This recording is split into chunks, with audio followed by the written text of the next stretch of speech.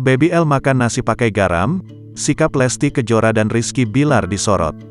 Lesti Kejora dan Rizky Bilar kembali menjadi perbincangan. Kali ini, netizen mengomentari putra mereka, Muhammad Leslar Al-Fatih Bilar. Momen Baby Leslar makan itu pun terungkap dalam sebuah video yang kemudian viral di TikTok.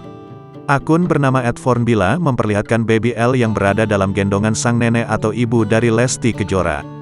Baby Leslar tampak sedang disuapi oleh sang nenek dengan nasi yang beralaskan daun pisang. Video itu menuliskan bahwa Baby L makan dengan nasi dan garam.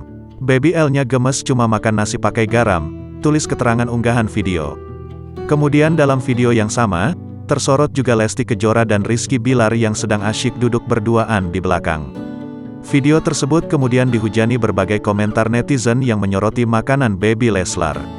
Sementara itu, ada pula netizen yang menyoroti sikap Lesti Kejora dan Rizky Bilar yang justru asyik berduaan di saat sang ibu menyuapi anak mereka.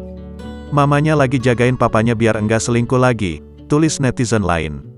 Seperti diketahui, gerak-gerik Lesti Kejora dan Rizky Bilar semakin tak luput dari netizen pasca kasus KDRT.